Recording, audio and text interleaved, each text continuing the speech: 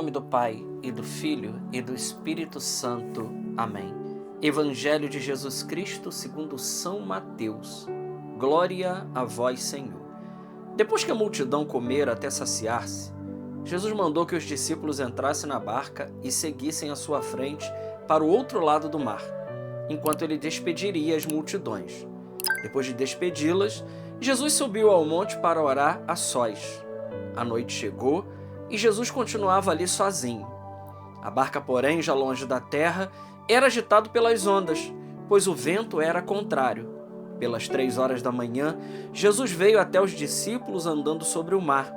Quando os discípulos o avistaram andando sobre o mar, ficaram apavorados e disseram: "É um fantasma!" E gritaram de medo. Jesus, porém, logo lhes disse: "Coragem, sou eu. Não tenhais medo." Então Pedro disse: "Senhor, se és tu, manda-me ir ao teu encontro caminhando sobre a água." E Jesus respondeu: "Vem." Pedro desceu da barca e começou a andar sobre a água em direção a Jesus. Mas quando sentiu o vento, ficou com medo e, começando a afundar, gritou: "Senhor, salva-me." Jesus logo estendeu a mão, segurou Pedro e disse: "Homem fraco na fé, por que duvidaste?" Assim que subiram na barca, o vento se acalmou. Os que estavam na barca prostraram-se diante dele, dizendo: "Verdadeiramente, tu és o Filho de Deus." Após a travessia, desembarcaram em Genezaré. Os habitantes daquele lugar reconheceram Jesus e espalharam a notícia por toda a região. Então levaram a ele todos os doentes e pediam que pudessem ao menos tocar a barra de sua veste. E todos os que a tocaram ficaram curados. Palavra da salvação. Glória a vós, Senhor. Meus irmãos, nesta terça-feira, dia 5 de agosto, o evangelho que nós acabamos de ler está em São Mateus, capítulo 14, versículos de 22 a 36. É uma passagem muito conhecida nossa, né? Várias coisas acontecem aqui. É Jesus que despede as multidões, Jesus que se recolhe sozinho em oração. Então, são vários elementos que esse evangelho nos traz. Depois, a noite chegou, a barca que era agitada, Jesus que vem pelas 3 horas da manhã, andando sobre as águas. É Pedro que diz: "Senhor, se és tu, manda que eu vá até você." Pedro vai. Quando o vento redobra a força, Pedro fracassa na fé e Jesus o socorre. Veja quantas imagens nós podemos aqui tirar para a nossa reflexão hoje. E tudo são imagens riquíssimas para cada um de nós. Primeiro ponto: Jesus se recolhe sozinho para rezar. Isso aqui é um grande ensinamento para nós, né? Jesus aqui está me ensinando e ele está te ensinando que nós precisamos nos recolher a sós, para poder estar em oração. Depois, Jesus subiu ao monte para orar. A noite chegou, né? A noite chegou e Jesus continuava ali sozinho. A barca, porém, já longe da terra, era agitada pelas ondas, pois o vento era contrário. Irmãos, só esse trechinho aqui é de uma riqueza insondável. Primeiro, a noite chegou. A noite representa os poderes do mal. A noite representa as trevas. A noite representa o mistério da iniquidade, que é contrário a todo o plano de Deus, que é contrário a toda a obra de Deus. E saiba, meu irmão, minha irmã, nós que estamos caminhando com Jesus, e a barca é a imagem da igreja, nós que estamos na barca de Pedro, que é a barca da igreja, saiba que a noite chega para cada um de nós. Os momentos difíceis, os momentos da tentação, os momentos da provação. Então, a noite chegou e a barca é agitada pelo vento. Mas aqui São Mateus traz um detalhe que é muito importante. Ele vai dizer: pois o vento era contrário. Veja, Jesus ele é aquilo que Simeão disse: quando Jesus é levado ao templo, a apresentação de Jesus no templo, que é o quarto mistério do terço gozoso, Simeão toma o menino nos braços e Simeão diz: esse menino será um sinal que provocará contradições. Então aqui o vento, ele é contrário e por isso a barca, ela está agitada pelo vento. O vento é contrário à igreja.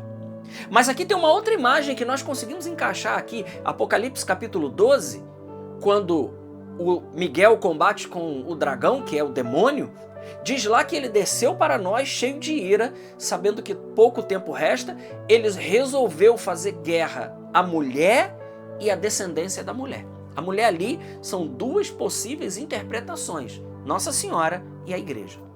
E ao resto da descendência, a descendência, os filhos da igreja, quem somos? Nós somos igreja. Então estamos em guerra. Quer nós tomamos consciência disso ou não, quer nós queiramos ou não, a guerra está aí. Quer eu aceite, quer eu entenda, quer eu queira, a guerra está aí, estabelecida. Há uma guerra entre o mistério da iniquidade, as forças do mal, o demônio, contra os filhos de Deus e principalmente contra a igreja. A igreja de Jesus, ela é perseguida desde o seu início.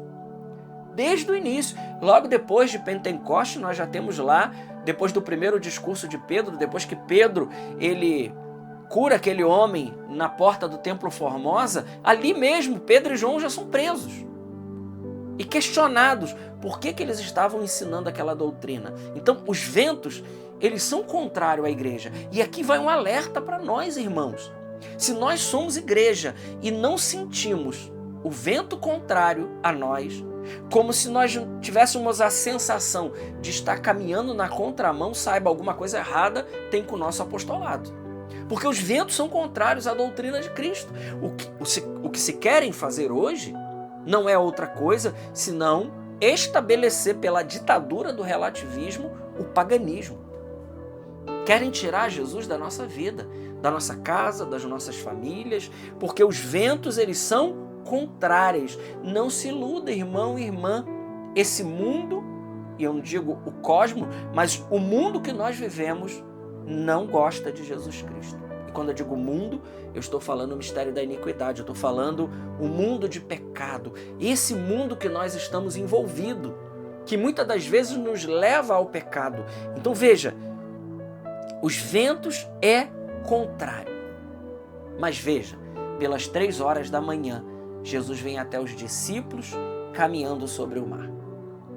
E aqui tem uma imagem maravilhosa. Jesus está dizendo, a igreja pode estar agitada pelos ventos. Pode até parecer que ela vai naufragar.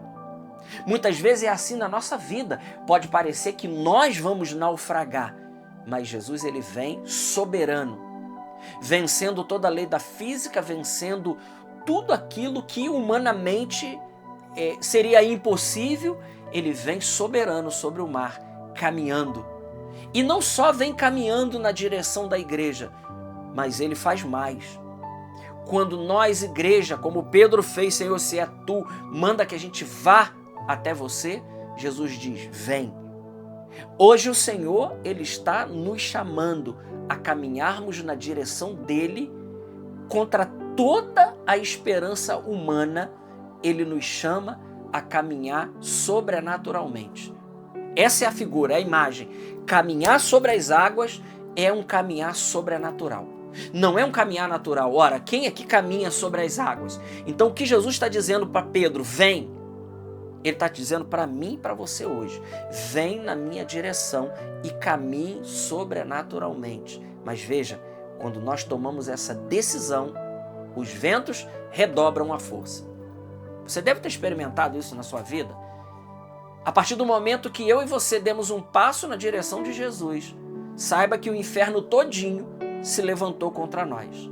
O inferno todinho se levantou contra a sua casa, contra a sua família e saiba, ele está empenhado, Satanás e seus demônios, ele está empenhado em fazer com que eu e você desista de caminhar no sobrenatural com Jesus. Saiba disso. Ele está empenhado nisso. E, infelizmente, muitos têm caído. Muitos têm desistido. Quando o vento redobra, quando a força do vento redobra, é aí que Pedro afunda na fé. Com o medo, que é humano, mas aqui Pedro, esse medo de Pedro não é um medo humano. É um medo daquele que vacilou mesmo. E Jesus diz: homem fraco na fé, por que duvidaste? Meu irmão, minha irmã, o Senhor está dizendo para mim, está dizendo para você hoje, porque você duvida ainda que eu posso te sustentar para que você caminhe na fé comigo todos os dias. Quantas provas mais o Senhor vai ter que nos dar? Não é necessário, irmãos, porque tudo que Jesus precisava fazer, Ele já fez. Ele agora está nos sustentando com seu corpo, sangue, alma e divindade, com o seu poder, com o poder do Espírito Santo. Ele está dizendo para mim e para você: vem na minha direção, caminha no sobrenatural, caminha na fé e não olhe para os lados, deixa o vento soprar mais forte. O vento sopra mais forte e a impressão que Pedro tem é que ele vai afundar. E ele afunda.